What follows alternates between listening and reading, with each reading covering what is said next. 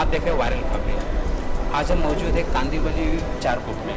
Bharatiya Janata party बुराबी आरोग्य केंद्र Covid centre का आज ओपनिंग किया गया है, जो कि यहाँ पे पूर्व सीएम देवेंद्र फडणवीस जी ने अपने भाषण में क्या कहा, आइए जानते हैं। Subscribe now and press the bell icon. Sir Yogesh ji बताएंगे, एक शादी के हॉल में इस तरीके से कोविड सेंटर को आप किस तरीके से क्या सेवा? शादी के हॉल में कोविड केयर सेंटर का परमिशन हमने मुंबई महानगर पालिका के लगाए हुए सारे नियम और सारी शर्तों का पालन करके, फायर ब्रिगेड के सारे नियम और सारी शर्तों का पालन करके, आप देख सकते हैं यहाँ पर हमने फायर के सारे इंस्ट्रूमेंट लगाए हैं। स्मोक डिटेक्टर के लिए हमने फ्रेमिंग करके सारे स्मोक डिटेक्टर लगाए हैं। इसके माध्यम से हमने पूरे किए और इनकी परमिशन हमको कल शाम को मिली। आज माननीय विरोधी पक्ष नेता देवेंद्र फडणवीस जी के हाथों से इस 117 बेड के कोविड केयर सेंटर का उद्घाटन हुआ है। ऑक्सीजन की फैसिलिटी हर बेड के ऊपर लगाई है। डॉक्टरों की व्यवस्था है, MD physician, MD chest physician, MBBS और बाकी के डॉक्टर भी यहाँ पर रहेंगे। नर्सिंग की ट्रेनिंग किया हुआ नर्सिंग का स्टाफ रहेगा, पैथोलॉजी लेबोरेटरी रहेगी, डिजिटल एक्सरे रहेगा।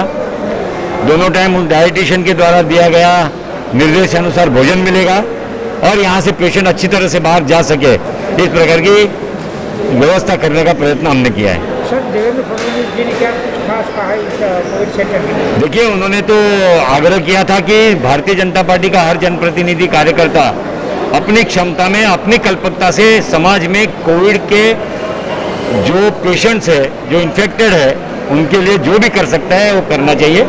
उसी के आधार पर ये कोविड केयर सेंटर हमने बनाने का प्रयत्न किया और ऑक्सीजन की अवेलेबिलिटी भी मुझे कांदिवली से ही हमारे छोटे कारखानेदार हैं, छोटे उद्योगपति चारकोप इंडस्ट्रियल एस्टेट के हैं, भंगार का काम करने वाले छोटे छोटे व्यापारी हैं, जिनके यहाँ 2 सिलेंडर, 3 सिलेंडर, 4 सिलेंडर है, उन्होंने हमको मदद करके यहाँ पर सिलेंडर दिए हैं। मैं आशा रखता हूँ और उन्होंने विश्वास भी दिया है कि और आवश्यकता लगेगी तो हम आपको सिलेंडर देंगे, लेकिन बिना ऑक्सीजन किसी की जान नहीं जानी चाहिए। अभी ये सरकार की जवाबदारी है, वो सरकार पूरा नहीं कर पाती है, इसलिए हमारे जैसे राजकीय कार्यकर्ताओं ने सामाजिक जिम्मेदारी पूरा करने का निर्णय किया हमारे पक्ष में। सामान्य जनांसाठीच आहे हे। महानगरपालिकेच्या ज्या धर्तीवरती केलं आहे त्या धर्तीवरती आम्ही करतोय। सामान्य जनांसाठी त्यांना 2 टाइम जेवण, त्यांना मेडिसिन, त्यांना पॅथॉलॉजी लॅबोरेटरीची व्यवस्था, त्यांना डिजिटल एक्सरेची व्यवस्था, त्यांना पौष्टिक आहार, हे सगळं मिळून आम्ही केवळ 2,500 रुपयामध्ये प्रति व्यक्ति प्रति दिवस ये सुविधा देना रहा हूँ। अच्छा सर, यहाँ पर कितने बेड से और कितने? अभी 117 बेड है और 117 बेड ऑक्सीजन युक्त है। सारे के सारे हम पहले फेज में 60 बेड शुरू करेंगे, 60 से 67 बेड 67, और दूसरे फेज में 50 बेड शुरू करेंगे। सर केंद्र से क्या कुछ सहायता मिल पाई है आपको? नहीं, केंद्र से क्यों सहायता चाहिए? केंद्र में सरकार हमारी है, उनका आशीर्वाद है, प्रधानमंत्री जी का और हमारे पार्टी के नेताओं का। महाराष्ट्र में सरकार कांग्रेस की, राष्ट्रवादी की और शिवसेना की है, वो तो परमिशन मिला दिया, ले लिया, इतनी बड़ी बात है। अभी तक कोई यहाँ से कोई किसी पार्टी ने इस प्रकार का कोविड केयर सेंटर शुरू किया होगा ऐसी मेरे ध्यान में नहीं है। अगर उनको आशीर्वाद है उनकी सरकारों का तो उन्होंने भी शुरू करना चाहिए, जिससे लोगों का। सेंटर के लिए असलम शेख ने अड़चन उठाई थी, वो क्या?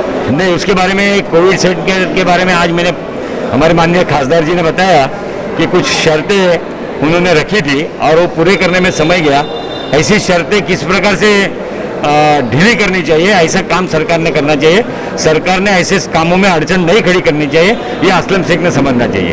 सर यहाँ पर कितनी चार्जेस होंगे, कितनी फीस होगी? यहाँ पर प्रतिदिन मेडिसिन, उनको दोनों समय का पौष्टिक भोजन, उनकी दवाइयाँ, यहाँ डॉक्टर, नर्सिंग स्टाफ, यहाँ की साफ सफाई, मेंटेनेंस, ये सारी चीज़ें मिला करके हम उनको प्रतिदिन 2500 रुपया ये चार्ज विथ ऑक्सीजन करने वाले हैं।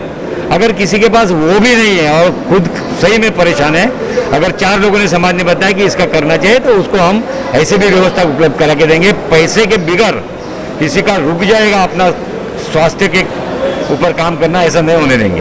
धन्यवाद।